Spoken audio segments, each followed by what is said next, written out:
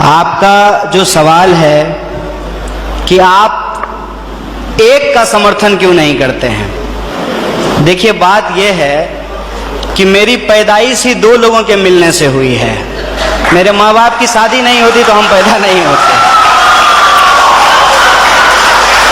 मेरे माँ और बाप दो लोगों की शादी हुई और ऑब्वियसली शादी होने के बाद जो वो किए होंगे उसके चलते हम पैदा हुए हैं। तो उसमें दो लोग मिले हैं। रही बात कि वन नेशन का क्यों नहीं सपोर्ट करते हैं, तो नेशन तो वन ही है, भारत एक है, इसमें कोई डाउट नहीं है। लेकिन इस एक भारत को रिप्रेजेंट करने वाला जो एक संविधान है उसमें 300 से ज्यादा आर्टिकल हैं, मोर देन 300 आर्टिकल्स हैं उस एक कॉन्स्टिट्यूशन में। और जो आप कह रहे हैं कि वन नेशन, उस वन नेशन को रिप्रेजेंट करने के लिए जो एक पार्लियामेंट है उसमें भी दो सदन हैं, लोकसभा और राज्यसभा, और उसमें से जो चुन करके लोग जाते हैं उसमें भी कोई एक लोग नहीं जाते हैं, उसमें 545 मेंबर्स जाकर के पहुंचते हैं। तो हमारा जो वननेस है वो वननेस एक्चुअली डाइवर्सिटी को रिप्रेजेंट करता है, उसमें डाइवर्सिटी है। और आपने जो सवाल पूछा, जय श्री राम, जय श्री राम आप बोलिए, ये आपकी आजादी है, आप जय श्री राम बोलिए, जय हनुमान बोलिए, आपको जो बोलना है बोलिए, क्योंकि इस बात को बोलने की इजाजत हमको हमारा संविधान देता है। इसीलिए मैं आपसे ये आग्रह करूंगा कि आप कभी कभी उस संविधान की भी जय बोलिए जो आपको बोलने की आजादी देता है। इसमें मैं एक चीज बोलूंगी, मुझे ये नहीं पता यहां बैठे हुए कितने लोगों को सिद्धार्थ के बारे में पता है, लेकिन हर किसी को गौतम बुद्ध के बारे में जरूर पता होगा। गौतम बुद्ध एक वो इंसान जो एक आधी रात में अपनी बीवी यशोधरा, अपने बेटे राहुल को छोड़ के घर से निकल गए खोज में शांति के, जिनको आज की डेट में हर कोई बुद्धिज्म को मानता है, फॉलो करता है। उसी तरीके से मैं ये नहीं बोलूंगी कि मैं किसी पर्टिकुलर पॉलिटिकल पार्टी को सपोर्ट करती हूं या ऐसा कुछ है। I am neutral in terms of that.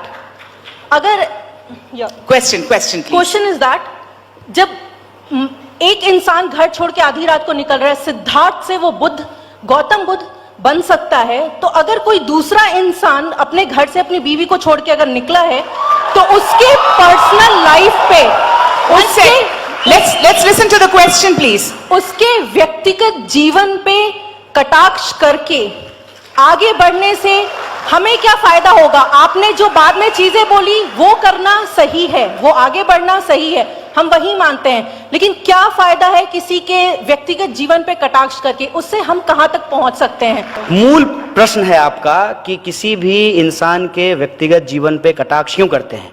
बिल्कुल नहीं करना चाहिए, जब तक वो जीवन व्यक्तिगत है। और वो जीवन व्यक्तिगत कैसे नहीं है ये मैं आपको बता देता हूं। मेरी मां है, आपकी भी मां होगी, हम सबकी मां है, ये कोई नई बात नहीं है। और हर किसी का अपना एक स्ट्रगल होता है। ऐसा नहीं है कि हम कोई बड़ा तीर मार दिए हैं और आप कुछ नहीं अपने जीवन में किए हैं। हर इंसान अपने जीवन में एक स्ट्रगल करता है, लेकिन जब उसका मार्केटिंग किया जाता है, इसको आप समझिए कि मार्केटिंग क्या होता है। मार्केटिंग ये होता है कि आप कितने भी नालायक क्यों ना हो, नोटबंदी के बाद अगर आपकी मां 90 बरस की होगी तो आप उसको एटीएम के बाहर नहीं खड़ा करेंगे, ये मेरा भरोसा है। लेकिन अगर 90 साल की मां को कोई अगर एटीएम के बाहर खड़ा कर दे तो ये व्यक्तिगत बात नहीं है, ये मार्केटिंग है, ये सार्वजनिक बात है। और ये सार्वजनिक बात जब है तब उसका क्रिटिसिज्म भी किया जाएगा। उस मां को मैं नमस्कार करता हूं, मैं अपना आदर प्रस्तुत करता हूं उनको, उस मां के प्रति मैं कोई कमेंट नहीं करना चाहता हूं। लेकिन जो नालायक बेटा है, उस नालायकी को छुपाने के लिए जब वो अपने मां का इस्तेमाल करता है, तब हमको उस पर सवाल करना चाहिए, हमको सवाल पूछना चाहिए। और मैं ईमानदारी से कहता हूं, मुझे तो डर लग रहा था। मैंने एक फोटो मोदी जी का उनकी मां के साथ देखा, हमको लगा कि कहीं ये ना पूछ रहे हो, देखो मां राफेल के बाद मामला बहुत गर्म है, एक दिन बॉर्डर घूम के आ जाओ ना हमारे साथ। इसको आप समझिए, मुझे इस बात से दिक्कत है। बहुत सारे लोगों ने अपनी पत्नियां छोड़ दी, इसमें कोई दिक्कत नहीं है। लेकिन जब आप गला फाड़ फाड़ के कहते हैं कि हम मुस्लिम महिलाओं को न्याय दिलाना चाहते हैं, इसलिए हम तलाक पे कानून लेकर के आए हैं, स्वागत है आपका। आप यदि मुस्लिम महिलाओं को न्याय दिलाना चाहते हैं, आप कानून लेकर के आए हैं, स्वागत है आपका। लेकिन उन महिलाओं का क्या जो बिना तलाक दिए ही जिनको छोड़ करके भाग गए हैं लोग, उनका क्या? और ये सवाल मैं क्यों उठा रहा हूं, आप मुझे बताइए कि वो इतने साल से राजनीतिक जीवन में हैं, ये पत्नी का सवाल कब उठ करके सामने आया है?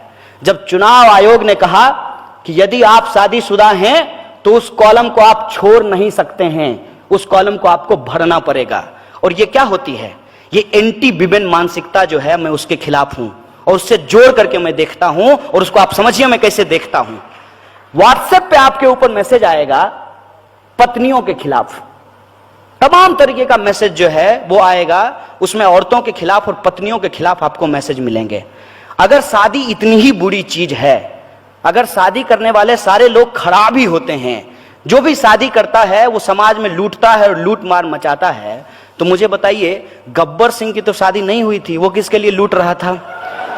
असल मुद्दा यह है कि जो शादीशुदा जिंदगी जीने वाले लोग हैं, अपने जो जीवन के जद्दोजहद में वो लगे रहते हैं, उस बात को डिमीन करने के लिए, उस बात को नीचा दिखाने के लिए, और इस बात को बढ़ा चढ़ा करके स्थापित करने के लिए कि यदि हम शादीशुदा नहीं किए हैं तो हम बाय डिफॉल्ट ईमानदार हैं, क्योंकि हम किसके लिए चुराएंगे।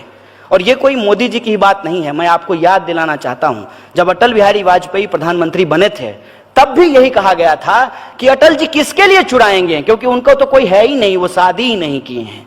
फिर मोदी जी के लिए यही बोला गया कि वो शादी ही नहीं किए हैं, वो किसके लिए चुराएंगे। और अब योगी जी के लिए बोला जा रहा है कि वो शादी ही नहीं किए हैं तो किसके लिए चुराएंगे। मतलब इस देश में जो लोग शादी कर लिया है वो सिर्फ और सिर्फ चोरी करता है। चंबल के जितने भी डाकू हैं वो शादीशुदा नहीं हैं, वो क्यों लूट रहे हैं ये मुझे समझा दीजिए। ये जो औरत के खिलाफ मानसिकता है, औरतों के खिलाफ जो मानसिकता है, हम उस मानसिकता के खिलाफ हैं।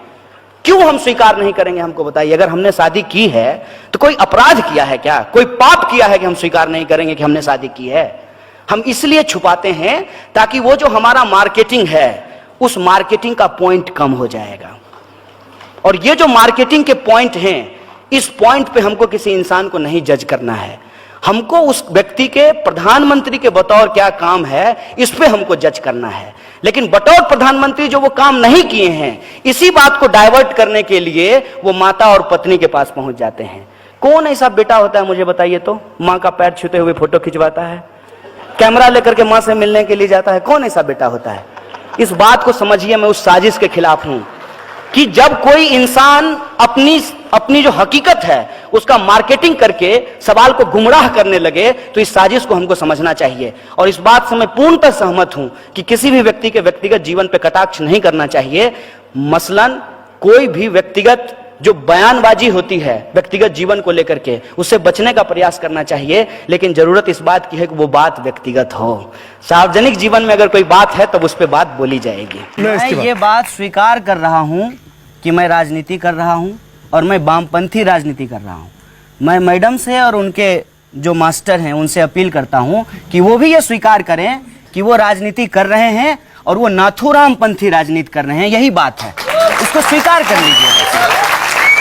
कन्हैया, आजाद कश्मीर पे आप क्या कहेंगे? आजाद कश्मीर कहाँ है? नहीं, नारे लगते हैं, आपकी क्या प्रतिक्रिया है उस पे? आजाद कश्मीर जब मैं कह रहा हूँ कि मैं संविधान को मानता हूँ तो इस देश की एकता और अखंडता में भी भरोसा करता हूँ। अपने मन में ही सपना आया कुछ मान लिए, ऐसे नहीं होता है। तो आप आज कहिए कि कश्मीर भारत का इंटीग्रल हिस्सा है। ये आपके ये इसमें कहने की बात है? नहीं, तो आप नहीं कहती हैं क्या? हम तो कहते हैं। आप मानते हैं कि नहीं मानते हैं? हम तो मानते हैं। आप बोलिए कि कश्मीर भारत का हिस्सा है। कश्मीर भारत का हिस्सा है। मैं आपकी बात का पूर्णतः समर्थन करता हूँ। आखिर रीजन क्या है? आप 2014 से पहले का मेरा कोई स्पीच सुने हैं? मैं नरेंद्र मोदी के फेवर में हूँ, ना आपके फेवर में हूँ, बट दोनों में आखिर क्या रीजन है कि आपने नरेंद्र मोदी का बुराई किया? पहले सुनिए, कोई तो रीजन होगा जो आपको खर रहा होगा। 2014 के पहले का मेरा कोई स्पीच आपने सुना है? नहीं, मैं अभी आपको सुनी हूँ और अभी का मैं आपको तो अभी आप क्यों सुन रहे हैं? क्योंकि अभी आपको मीडिया कह रहा है कि सुनिए, इसलिए आप सुन रहे हैं। इतने अच्छा बोला, इतने अच्छा आपने विचार प्रकट किया, बट आखिर कोई तो रीजन होगा जिसके कारण आपको नरेंद्र मोदी का कुछ बुरा लग रहा होगा कि नहीं, नरेंद्र मोदी इस चीज में बुरे हैं। इस सवाल का जवाब आपने दिया हुआ है। सिंपल इसका जवाब मैं बार बार देता हूँ।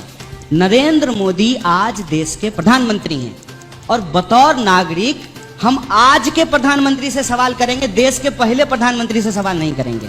ये सिंपल सी बात जी। और रही बात मेरी वफादारी पे, यदि आपको शक है सिंपल समझ लीजिए कि मैं एक पार्टी के खिलाफ हूं और दूसरी पार्टी का अंध समर्थक हूं, अगर ऐसा आपको लगता है तो 2014 में हम पैदा नहीं हुए थे। हमारा जन्म जो है उससे पहले हुआ है। 2014 से पहले भी हम फेसबुक पे थे। तो आप थोड़ी कृपा कीजिए, थोड़ा मेहनत कीजिए और 2014 के पीछे का जाकर के हमारा टाइमलाइन चेक कर लीजिए। मोदी जी के खिलाफ कसम से एक शब्द नहीं बोला है हमने।